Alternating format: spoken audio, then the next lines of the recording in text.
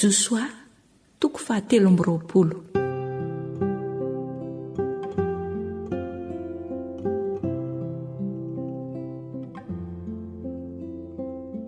Fananarana nataon'i Josoa.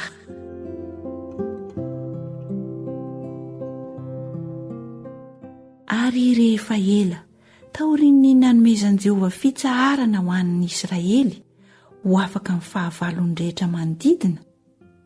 Ary Josoa dia efa zoki-olona sady nandroso fahanterana. Dia nantsoin'i Josoa ny Isiraely rehetra, dia ny loholony sy ny lehibeny sy ny mpitsara azy ary ny mpifehy azy, ka hoy izy taminy: efa zoki-olona aho ka mandroso fahanterana. Ary ianareo efa nahita izay rehetra nataon'i Jehovah Andriamanitrareo tamin'ireo firenena rehetra ireo teo anoloanareo. Fa Jehovah Andriamanitrareo no niady ho anareo. Indreo efa voazarako lovan'ny firenenareo tamin'ny filokana ireo firenena sisa ireo, hatramin'ny Jordana mbamin'ny firenena rehetra izay nofongorako, ka hatramin'ny Ranomasina Lehibe andrefana. Ary Jehovah Andriamanitrareo, izy no androaka ireny eo anoloanareo, dia ampiala azy eo anoloanareo.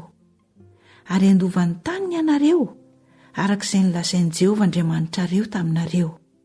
Dia mahereza tsara ianareo hitandrina sy hanao izay rehetra voasoratra ao amin'ny boky ny lalàn'i Mosesy, mba tsy hivilianareo hiala aminy, na ho amin'ny ankavanana na ho amin'ny ankavia, mba tsy hankanesanareo any amin'ireo firenena sisa eo aminareo ireo.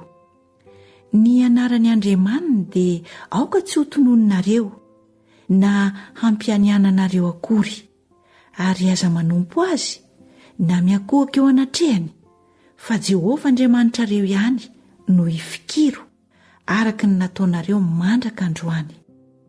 Fa nandroaka firenena lehibe sy mahery teo anoloanareo Jehovah, ary tsy nisy olona nahajanona teo anoloanareo mandraka androany.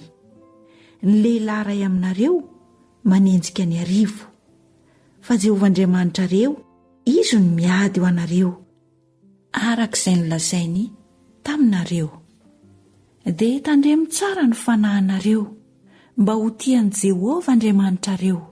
Fa raha mihemotra ianareo ka miray amin'ireo firenena sisa eo aminareo ireo, ary mifanambady aminy ka miditra ao aminy, ary izy kosa ao aminareo, dia ho fantatrareo tokoa fa tsy handroaka ireo firenen'ireo eo anoloanareo intsony Jehovah Andriamanitrareo, fa ho fandrika sy tonta aminareo ireo, ary ho fanindronana amin'ny tehezanareo sy ho tsilo eo amin'ny masonareo mandra-pahalany ritranareo, tsy ho eo amin'ity tany soa nomeny Jehovah Andriamanitrareo anareo ity.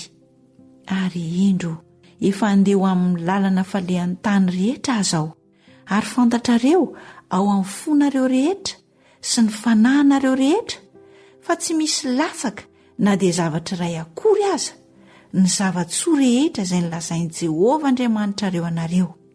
Efa tanteraka taminareo avokoa izy rehetra, tsy nisy latsaka izy na dia zavatra iray akory aza. Ary tahaka ny efa nahatanterahana taminareo ny zavatsoa rehetra izay nolazain'i Jehovah Andriamanitrareo taminareo, no hanatanterahani Jehovah aminareo kosa ny loza rehetra mandra-paharingana ianareo tsy ho ao amin'ity tany soa nomeny Jehovah Andriamanitrareo anareo ity. Amin'izay hivadianareo ny faneken'i Jehovah Andriamanitrareo izay nandidiny anareo, sy andehananareo hanompo ireo andriaman-kafa ary hankofanareo anatrehany, dia hirehatra aminareo ny fahatezeran'i Jehovah, ary ho lany ringana faingana ianareo, tsy ho eo amin'ny tany soa nomeny anareo.